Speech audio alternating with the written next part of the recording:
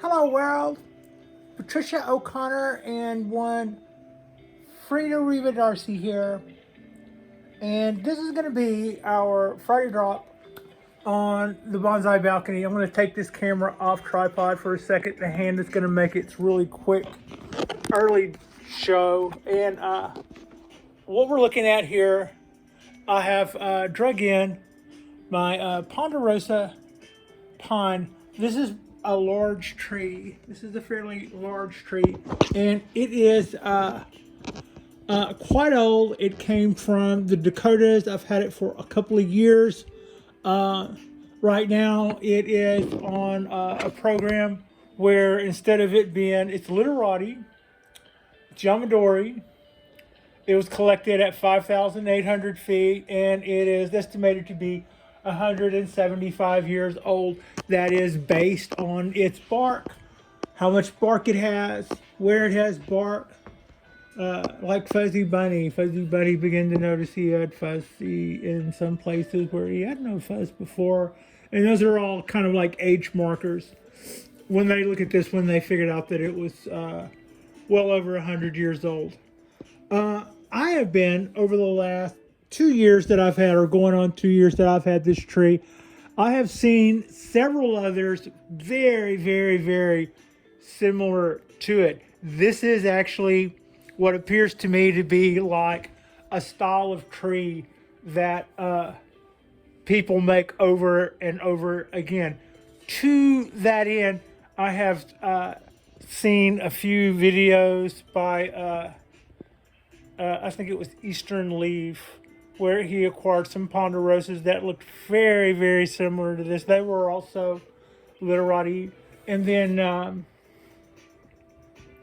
just about a week or so ago, I was watching a video from Peter at Heron's, Peter Hahn at Heron's Bonsai. And he had a pupil with him who had acquired, I believe, one of his Scots pines. And that was a field-grown Scots pine that was probably about 30 years old. And for that type of tree, it had a trunk maybe a third thinner than this. Not a whole lot for being a 30-year-old tree. But then this is a ponderosa. They grow extremely slow, and in harsh conditions especially. But what I would have always suspected, looking at this tree, bonsais, I've said this before, bonsais are made, you know you're growing your bonsai tree and you're growing it. So what I mean by made is, I have only heard of somebody saying that they had seen an example of a tree that was a ready-made bonsai collected in the wild, like, in reference to a tree. The rest of them take quite a bit of doing before they're actually ready for prime time. So with that in mind, I've learned a few things over the years. I love the bark on this tree and the way it's plated and how thick it is. I love the way it looks like dragon scales, like I've seen dragons, but you know what I mean. And I love the way it spirals. Watching that, now you can also see where the tree itself does have a little bit of spiral to it, but you can also see where the wire has been allowed to dig in. And then we're looking at a pretty nice little gin right here, which is used to hold part of the structural wiring in place. Another gin over here helps to pick that up. They were nicely done, and it's got a little wiring in place to bring that to. But over the time that I've had this tree, I have learned a few things about how it was made. For instance, and this is not being personally told that, and then we did this to your tree, Pat, but just how someone would come about a tree like this. This would probably be, so you look at this, that's about from there to there. That's 4.5 feet. There's another 2 feet or so in here. So if you took that bend out of it, it would have been up there at least 6 feet. However, this might have been an equal sized branch. This might have gotten this much bigger since then. This might have been the main branch at the time, and this might have been a side branch. And that guy could have easily just been, it made a Y, and that could have been the dominant one. So this could have been a 10-foot, crooked log pole sticking straight out of the side of some hill somewhere. So how do you get this gracefully beautiful thing out of it? Well, you wrap some heavy wire around it, as we can see signs of here. And then you let the tree grow around it and create those spirals. And then you go through with your cutters and you cut off. I forgot if it was I guess it's the bottom side, maybe it's the top side, but you cut off one side of that trench that was done by the wire.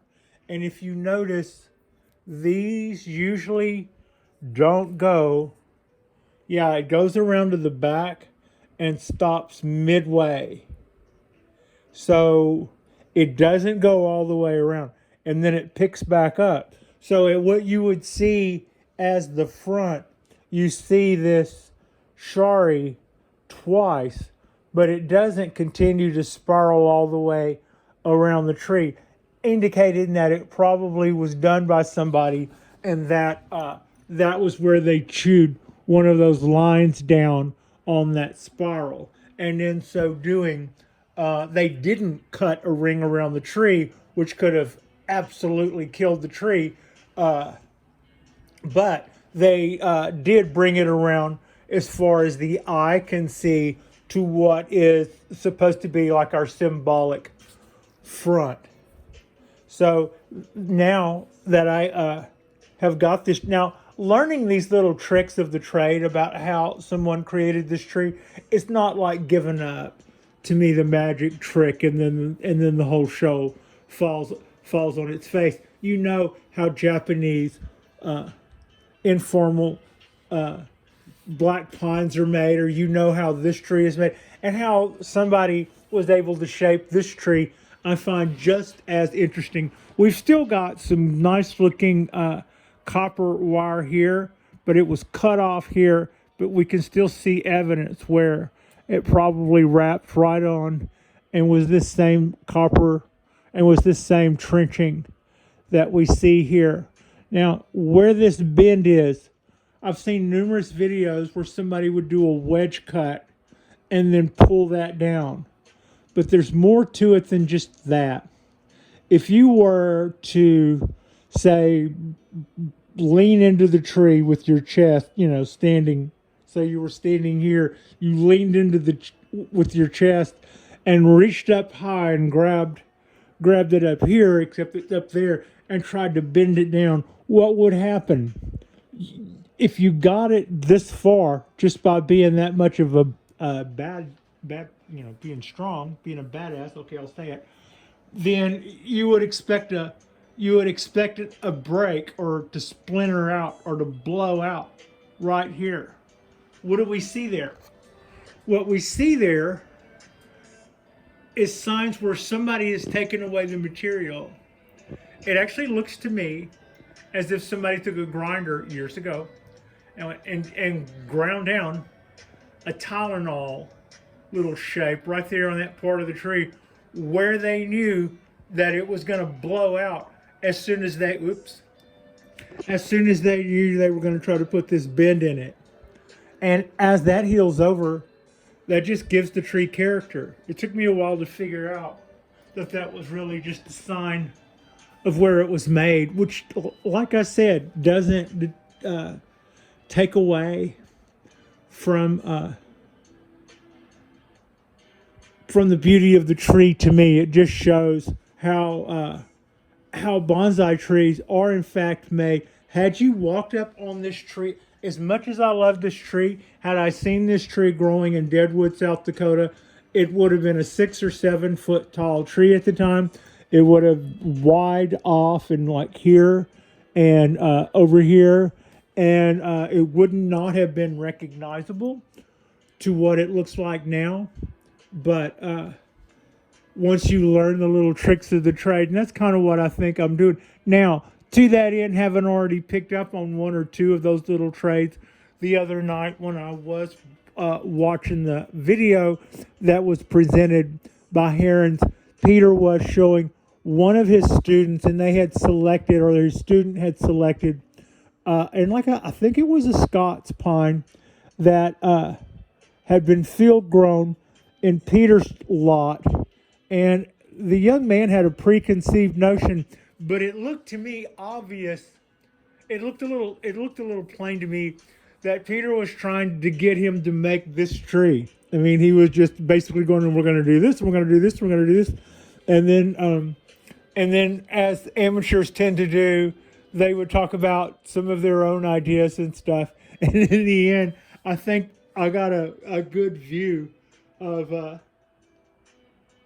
how to build this tree, or how Peter would have built one of these trees. And it was a very informative video. And I had seen others like it, dealing with people who had gone up and collected trees that they had had a couple of years, and they looked very similar to this, eerily similar. Like, how does nature do that a dozen times to trees coming out of it? Doesn't necessarily. People are training them in a similar way because they lend themselves to that. That's all that is. Big mystery. Big mystery solved. If you notice, what I'm doing is I'm trying to go through here and pluck out some of these yellow needles. I had done that for 17 minutes earlier, and on camera, while we were just rolling away. Frida and I were working hard. I gotta say, we were killing it. And I looked over and we were froze on camera. I don't know what it was. I've been having camera difficulties the last couple of videos. I did one about 2 weeks ago when the temperatures were 1,000,000 degrees. And I was using an older camera specifically because I loved the lens on it. It had a very soft lens to it. And so I decided I would just, as a treat, blow off the dust on the old camera. And the autofocus, just absolute. So if you were noticing on one of my videos about 2 or 3 back, where about halfway through the video, the camera lost its ability to focus, I think that was heat. I think it was just absolutely frying. And I don't know whether it's any good now or not. I might have cooked it, trying to use it in 90+ degree temperatures. That's a shame, because that did have a pretty lens. Sometimes you try to step up your technology and you're not as happy with it later. Anyway. But I had cleaned this tree up we were at the 17-minute mark whenever I noticed it. We were froze. So here's what I'm going to do here. I want to do that with both hands, and I want to provide adequate support. The good side to that was the part where I was showing you what I'd learned about the bends in the trunk and all of that. I was able to show that in a little better detail with it being handheld than what I had done in the 17-minute before that. This did lend for a little bit more. It was a little bit more liberal way to shoot. Now, what I did was rotate the tree around so that I can get at these spent needles a little easier. And I'm just clearing these out. I could have given them probably another couple of weeks and let them drop on their own. But they're just robbing. They're just standing there, taking up a little bit more space than they were taking up when they were actually viable. And other than that, they're not really doing anything except just being yellow, dull needles. So I'd already cleaned out a good, 15 minutes worth. Just about had this guy. So I moved it around to where I could get to some of the last of it. We'll take that out. Also, at the meeting last night, I told everybody at our store I was able to score at the hardware store a little bit of a discount for our club, like 10%. Nothing, but 10% is 10%. Right, it's a little start. And also, I got the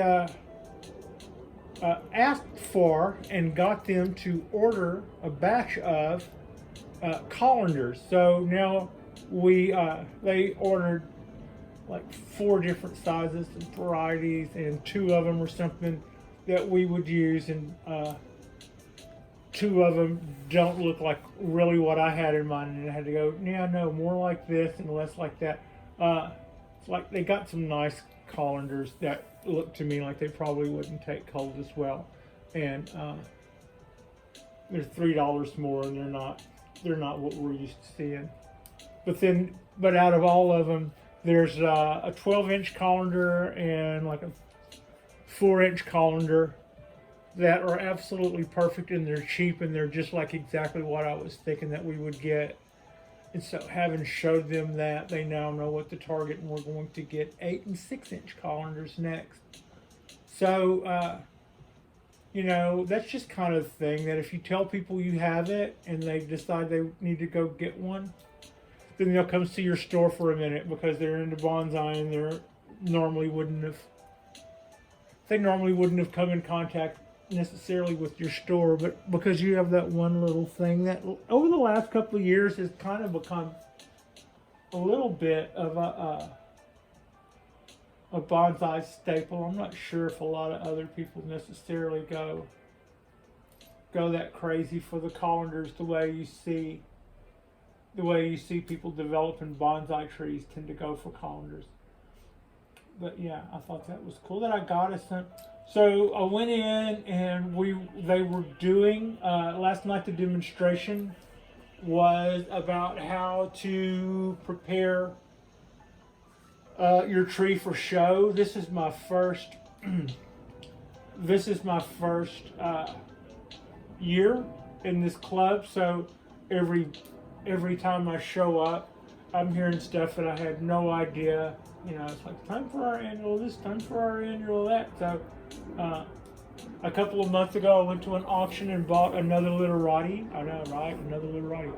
And prior to that, I had COVID, and prior to that, they were in lockdown, so we were doing them by Zoom.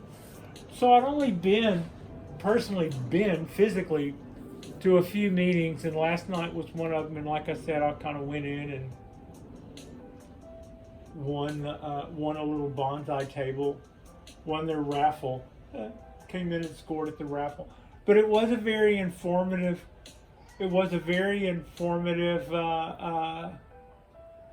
Video about how to get your trees ready for a show. Now, this wasn't some big deal show that this was the show you could probably get in. In other words, if you wanted to put a bad tree in the show, they probably would let you. But they were just telling you the basic kind of do's and don'ts, So that was kind of interesting, and some of the ins and outs. I'm trying to think.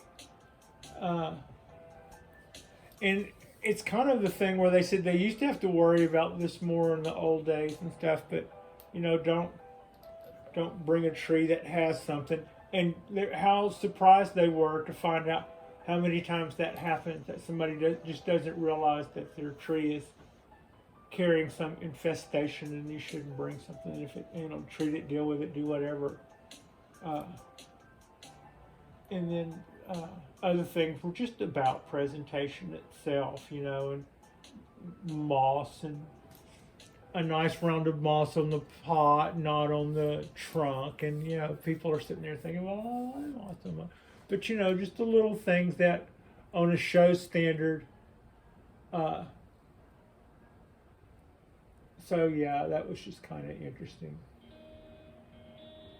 Um, so I think it's also good that I got the store slightly involved. I don't know if they're going to make members show their card. I hope not. I don't have a card that says I'm with the EBBS. So if you go into my little local hardware store and pick up something, uh, yeah, if you're with the club, there's a 10% discount. I've cleaned up quite a bit of this already. This is the in the last 2 days. Other thing about going to the meeting last night was when they were talking about cleaning up your trees and stuff.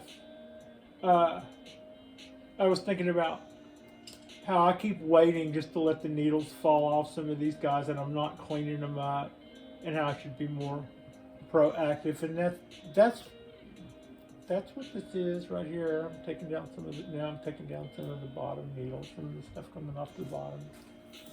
So yeah, but when I got in last night, I cleaned up. It's my Mame black pine, and I cleaned up to some extent the Shohin black pine. And then earlier today, I cleaned up Hoss. Ooh, see, that's what I was saying. Support the bud before you just go yanking on. I cleaned up Hoss, and it looks so much better to have all of those spent needles plucked off there, plus a lot of the ones that had gotten damaged in transit are starting to give way to new, happier, fresher, ready to go needles. So just a little bit of this can certainly make your tree look better. Now, this is going to be, these trees, my ponderosas, are going to be fed BioGold year-round for over 2 years. So right now, we're going into fall, and I will still be feeding them, and then going into spring, I'll still be feeding them. So the first year, and then the second year, just all the way around, and then the trees will respond to all of that feeding, and they will respond to all of that good old watering. And they will respond to that by back budding a lot. And as we increase our needle count, eventually, year 3, we stop all that fertilization just prior to spring. And then the next round of needles that comes out from that point on should be smaller because of the amount of energy allocated that no longer the amount of energy allocated to each needles because of the new growth count of needles will not allow them to be as long. And at that point, if these guys are a little longer, we can go back and clip their ends back, but they'll be making shorter needles, and we kind of start all over a couple of years of that. And then if it starts getting longer again, we just do our little feed all over again. When it comes to pulling off these old needles,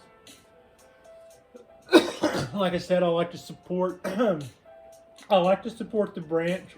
bud as much as possible, so I'm not necessarily torquing it out, and try to pay attention to what direction the needle actually came out from. Sometimes they're kind of warping around or something, but pay attention to what direction it actually came from, and try to remove it from that direction. Some plants, whenever you're taking a needle or a leaf off, you go the opposite direction. You kind of pull them back. I wouldn't with these. I would be afraid of damaging the bark or damaging the tissue or yanking off a bud.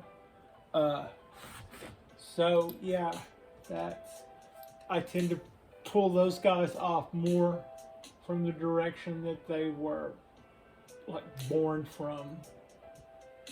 Yeah, came out this way. You just continue to go out that way.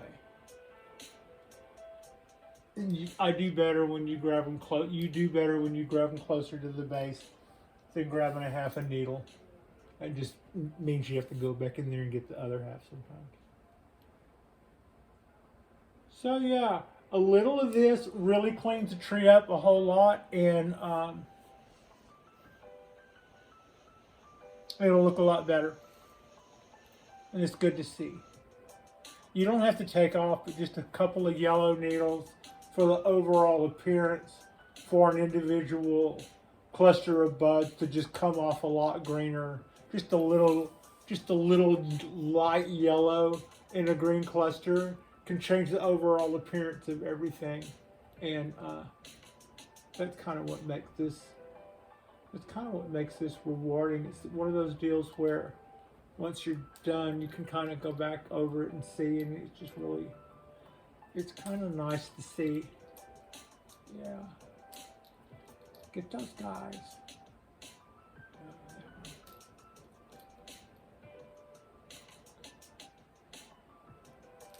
Okay. Lap full of needles, that's no worries. Higgins. We'll stick Higgins on all this. Higgins, I don't have a mag name Higgins. I have a little vacuum cleaner that is such a little inspiring trooper, I swear. Higgins is. So Frida and I don't have to do but a little bit of vacuuming, and then Higgins gets the rest. So yeah. Anyway, that is about what you've seen me do, plus the 15 minutes I did for y'all earlier that you'll never see because it's frozen. And I don't know why it's frozen. It just froze. I don't know what happened, y'all. It just froze. But yeah. So that plus that has got this tree looking a lot better. I was grabbing clusters then. Now I'm just kind of. I didn't save myself a lot of foliage for the reshoot because I didn't know that there would be a reshoot. Such are the annals of. Oh, one other thing, I was noticing a couple of things when I was watching a video the other day. I said, I know that tool. I was watching Ryan do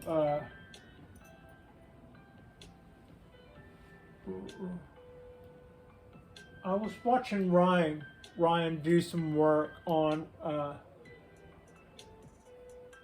I think one of his ponderosas, or could have been one of the ponderosas, or it could have been one of those Brisbane pines or something. But anyway, I noticed that they were using bolt cutters. And I had a pair of these for a couple of years now, so I thought I recognized them. And I didn't remember how much I had spent. They're pricey, but they're good. What they're using is... so whenever you see these guys and they go up and they cut a limb, and there's wire on it at the same time. Sometimes Ryan just uses his bonsai scissors. He'll use his he has a long pair like this that he'll do that with. But most of the time he has a pair of something like this in his back pocket. These are called Nipex. And they have the same advantages. You have the same end that'll keep you from carving up your tree. The very, very end is not sharp, but these guys are a little pricey. They're about $100, but it's going to walk through any kind of wire you've got without a lot of problem. And they open up large enough to take out, to help you clean up your tree. Whenever you're doing stuff and it has wire on it too, you can just go up there and just take that right off. Now, whereas those are fairly pricey and they're bolt cutters. They're not like wire cutters that are gimmicky to look like bolt cutters. That company that's all they do is they make bolt cutters, and that's just one of their pairs. Just happens to be smaller. Uh, Ace makes one that's probably about $40, and it is of a fairly high quality too. One difference is the handles don't have that curve, and they're not super hard rubber. This is rubber, but it's pretty hard. It's probably going to hang on there. The Ace brand is a little square right here. It may be rubber. I'm pretty sure it's rubber, but they're just kind of like. But other than that, it's probably a very nice high grade product, and they're two bolt cutters. They're also bolt cutters that are about that size. So that is, like I started noticing several people using those in the video that I just watched, where a couple of guys had taken their trees out to the mountains and set their table up to style their trees amongst. And I was noticing that they both were using those cutters. So while I was at work, I decided to do a little research. Go, yeah, I don't remember what I paid for, but yeah, they were, I think with my discount and stuff, they were about $50 or $60 5 or 6 years ago. So they're almost $100 now. But the Ace equivalent is also a very handsome, good product at about $40, I think, was the price I saw on those. So that would be something cool to think about. If you just don't have that big tool fetish going. Otherwise, what Tom is always talking about on growing clip bonsai for seniors, those Wellwood clippers. Golly, those guys look to be pretty bad as well. You just click, click, click, click, snap, kind of thing. So other than that, at our local hardware stores, or your local hardware store too, for that matter, you'd be able to get a few tools like that would go well. Not, go in there and look at your pruners and all this stuff for roses and all that. And that's not necessarily bonsai quality stuff. But there are some things in there that you can go into your local bonsai store and get. And you'd be supporting your local mom and pop stores. And things like, for instance, like I said, those nippers. Also, you can normally get pruners there. You can normally get timers, like the timer that I just got for my grow lights. That comes from the hardware store. You can get copper wire by the foot at the hardware store, although I can't say I would necessarily recommend that, and here's why. It's not going to be annealed. What is that? Well, that's where you take a blowtorch to it and get it red hot and then let it cool. If you take a huge coil of that, I've seen people actually do that on stovetops. Don't do that. Especially never do that in a closed environment. The toxins that come off of heated copper will show up in your bloodstream as arsenic, I believe, or cyanide. One of those really, really, really bad toxic words. They find that kind of stuff in people who work in smelting, or people who were primitive and making their own Bronze Age tools and stuff with some copper and stuff. They always found that they had a certain amount of blood poisoning. So don't be doing that in your house. I've seen people do it. If you have some stove, no, here's what I would do. If you were going to do that, don't do it. But if you were going to do that, go outside, go on the concrete, take some little plumber's propane torch kind of thing, and just do a bunch of laps around the entire coil until it's all red hot. And then with some like hot dog flippers or something, flip it over and do that again. But make sure you're not breathing any of that. Make sure if you've got a chance to turn on a fan, to blow any fumes away from you so that you're not getting any residue. And then never do that in the house. Never do that in an oven that you ever plan to use again for cooking products. And that's all I'm going to say about making your own copper wire or not making your own copper wire. However, copper wire at a hardware store is not necessarily a cheap item, so I don't even know that you'd be saving yourself any money if you bought our copper wire by the foot and then, you know, Amazon copper wire all day long. Buy $100 worth, and I'm sure you buy $70 worth or something, and I'm sure some money will probably spring for the shipping. So that's kind of that. But other than that, there are a lot of other good things. Clay pots, not necessarily bonsai pots, but clay pots you can get at your local hardware store. Most of the pruners and stuff that I got before I got into bonsai, I've kind of given away to my garden friends because they still are like, yeah, I kind of moved on. Now I'm into bonsai tools. And that was because, you know, whenever I was decorating this place, that I knew I needed some gardening stuff, but I wasn't going all whole hog into it. It was just something that I was doing. So that was one quality of tools. You know, like we're going to be doing some stuff. Let's go down and buy, you know, a couple of dollars worth of cheap tools so that we can get these projects done. And then there's the things that you would do once you've decided that you might be hanging around in a hobby for a while. And once with that, slow your roll. Buy one or two nice tools when you can afford to do so. And then move on from there. So that's about all I have going. That's about all I have going on. I hope I remembered all the stuff that I wanted to say in both videos. That's what happens whenever you have to do a reshoot.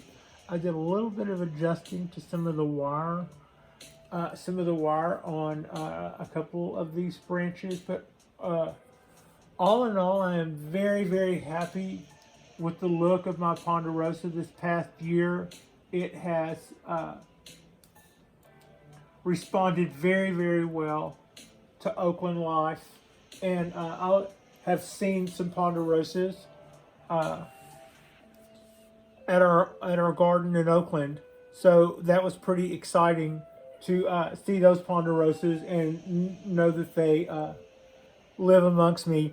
And I'm looking forward to finding out some growers around. You know, like for instance, whenever Ryan Neal, I've said that before, he loves this. He's got it like I do when it comes to the Pondos. So investing in some of his little courses and learning gobs of information from him has been very, very helpful and in a lot of ways gave me a lot of the confidence to do this. At the same time, he's a state or two way up there, up north, and I'm down here,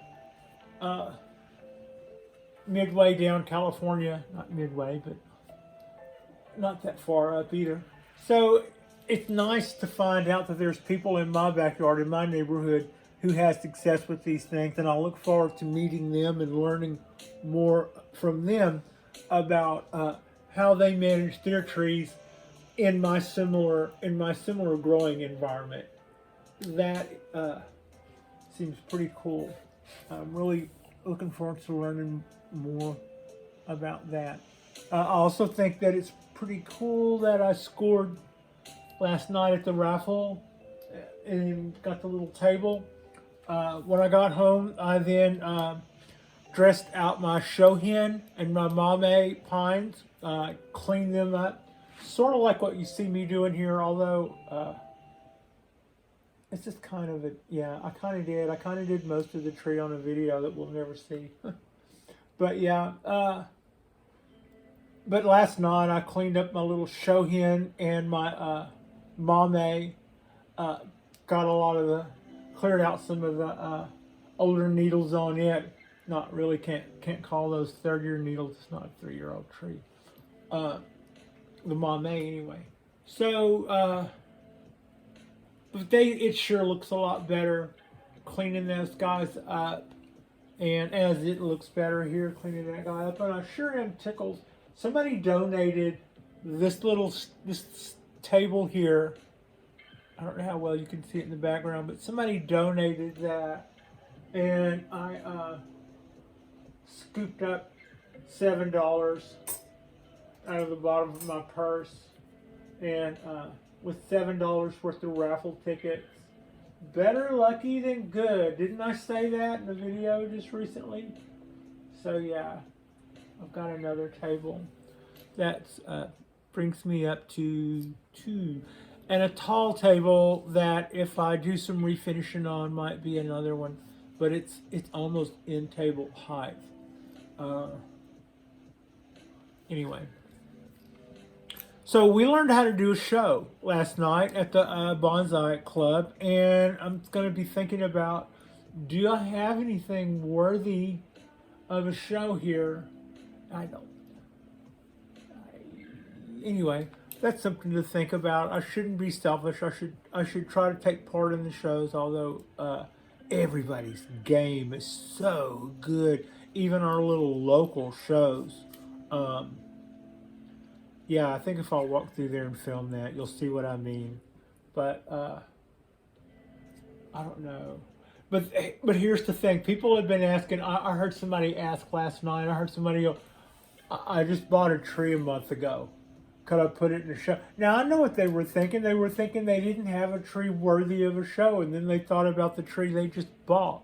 And they're like, I didn't make that tree. I'm not responsible for how cool that tree is. How can I take that tree and put that tree in the show? That's your tree. You're the one who takes care of that. You're the one that gives a dang whether it lives or dies. That is, like, put your name on it. Go out there and show your tree. I remember having that very same attitude, and a person who was selling me a nice tree went, put this tree in a show. Had you not bought it, it was going to be in a show. So don't worry about me. I have other trees. Your money will be just as good. But on the same time, don't go taking your I'm not worthy attitude when it comes. Take them in there and show them off. Let them have their moment, and let other people enjoy them for what you and what somebody else may have done. That's all fun. If your trees have a lot of age on them, you may not be the only person they've ever known. I have a Japanese black pine that has had 2 other keepers before me. I wonder if they had some of the same. I bet they've had some of the same troubles I have. Anyway, that's about all I've got going. You can talk about the 17 minutes I gave up on one where but I went through and I cleaned up some of the 3rd-year needles on here. That makes all of this look better. You can still see a few 3rd-year needles, but I got most of it. I got a lot of it on the video. Like I said, the video we're not going to watch, but I got a lot of that already. I might rotate that around a little and get some of this, but that's kind of what we were doing. And that was also a little bit about how these guys, our bonsai trees, are made, not just grown. And a little bit more about the tools that you can expect to find at your local hardware store, and how even if you don't have access to, you can always order some cool bonsai tools online, for example. But even if you don't have all of those resources, you can still go into your local hardware store and find some neat things. I'm looking forward to seeing more if I can come up with ways like using our little pulleys when it comes time to pull a limb down or something. Maybe use a little pulley on there or something like that. Just, I don't know. I don't want to get too weird with it. It's still going to be more about the trees. But yeah. Like and subscribe if you guys haven't already. Our next drop, I'm going to do another video over the weekend. I've already cleaned this up some. We might do a little do a little catch up on a little show and tell about how our balcony's looking, but I haven't caught up a whole lot on cypresses lately, so we might do one of those one or the other or both of those over the weekend, and then come Monday, if we didn't do one, we'll do the other. So yeah, I appreciate you, and Frida appreciates you. And what are you doing? What are you doing back there? Oh, we're cleaning our foot. I think we're cleaning our. We think we're cleaning our foot. Yeah. Okay. I appreciate you, and Frida appreciates you, and thank you so much for watching.